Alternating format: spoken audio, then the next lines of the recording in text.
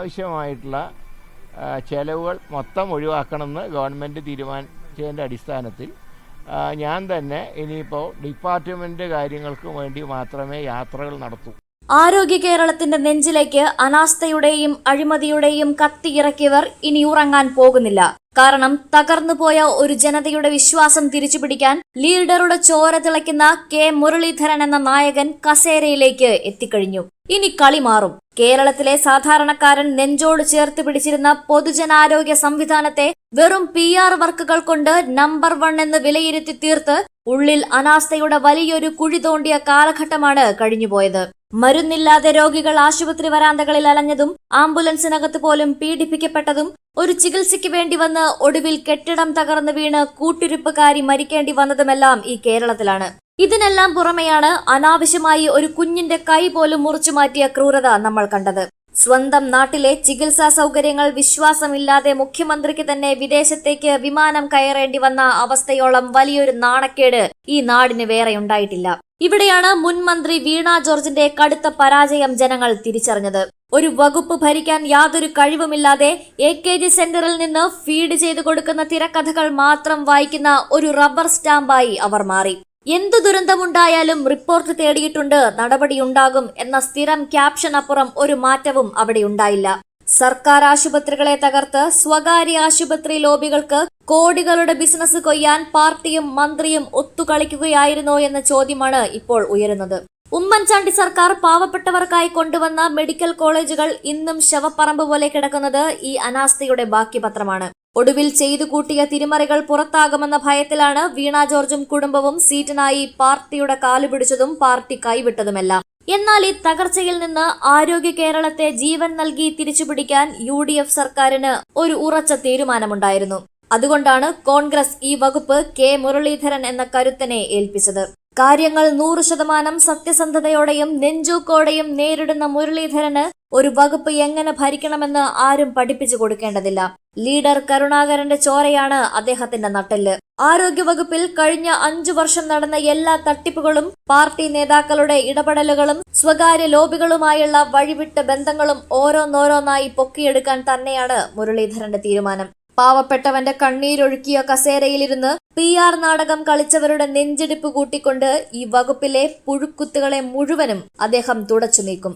നഷ്ടപ്പെട്ട വിശ്വാസ്യത വീണ്ടെടുത്ത് സാധാരണക്കാരന് നിർഭയമായി ചികിത്സ തേടാൻ പറ്റുന്ന ഒരു പുതിയ ആരോഗ്യ വ്യവസ്ഥിതിയിലേക്ക് മുരളീധരൻ ഈ നാടിനെ നയിക്കുക തന്നെ ചെയ്യും.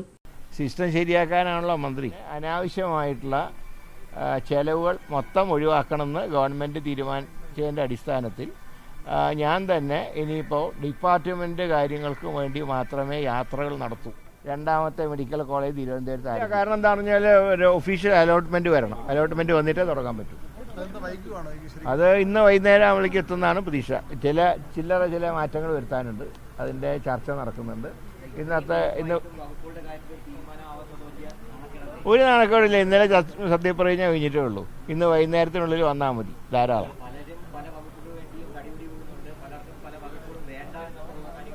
അതൊക്കെ ഇന്ന് വൈകുന്നേരം നോട്ടിഫിക്കേഷൻ വരുമ്പോൾ എല്ലാ സംശയവും തീരും.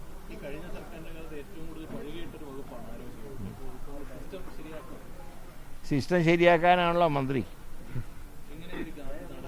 ഇത് കഴിഞ്ഞിട്ട് ഉദ്യോഗസ്ഥന്മാരായിട്ട് ചർച്ച നടത്തണം. കാര്യങ്ങളെക്കുറിച്ച് വസ്തുനിഷ്ഠമായിട്ട് പഠിച്ച് അതനുസരിച്ച് തീരുമാനമെടുക്കണം.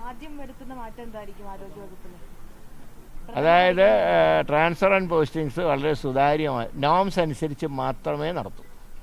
പിന്നെ അതുപോലെ തന്നെ അനാവശ്യമായിട്ടുള്ള ചെലവുകൾ മൊത്തം ഒഴിവാക്കണമെന്ന് ഗവൺമെൻറ് തീരുമാനിച്ചതിൻ്റെ അടിസ്ഥാനത്തിൽ ഞാൻ തന്നെ ഇനിയിപ്പോൾ ഡിപ്പാർട്ട്മെൻറ്റ് കാര്യങ്ങൾക്ക് വേണ്ടി മാത്രമേ യാത്രകൾ നടത്തൂ. അല്ലാതെ മന്ത്രിയായതിൻ്റെ പേരിൽ സ്വീകരണങ്ങളോ ചടങ്ങുകളോ ഇല്ല. കോൺസ്റ്റിറ്റ്യുവൻസിയിൽ പോകും, അത് കാര്യം വേറെ. മറ്റ് സ്ഥലങ്ങളിൽ ഡിപ്പാർട്ട്മെൻറ്റ് ആവശ്യങ്ങൾക്ക് മാത്രമേ യാത്ര നടത്തൂ. ഞാൻ പിന്നെ MP ആയതുകൊണ്ട് ട്രെയിനിൽ സൗജന്യ യാത്രയാണ്. അപ്പോൾ സർക്കാരിലേക്ക് കഴിയുന്ന ചെലവ് കുറയ്ക്കുക, അതാണ് ഞങ്ങൾ മന്ത്രിമാരുടെ ചുമതല. അത് 2ാമത് ഞങ്ങൾ ആരംഭിക്കും. ജനങ്ങൾക്ക് കൊടുത്ത വാക്കാണ്. 2ാമത്തെ മെഡിക്കൽ കോളേജ് തിരുവനന്തപുരത്ത് ആരംഭിക്കും. ഇനിയിപ്പോൾ 1 തൊട്ട് തുടങ്ങണം. കാരണം ഇതുവരെയുള്ള സംവിധാനം മുഴുവൻ തകർത്തു കഴിഞ്ഞ 10 വർഷം കൊണ്ട്.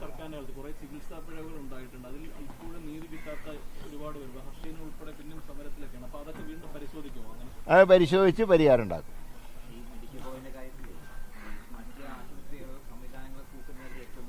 അത് തന്നെ പ്രാഥമിക ആരോഗ്യ കേന്ദ്രങ്ങൾ തൊട്ട് കമ്മ്യൂണിറ്റി ഹെൽത്ത് സെൻ്റർ വരെയുള്ള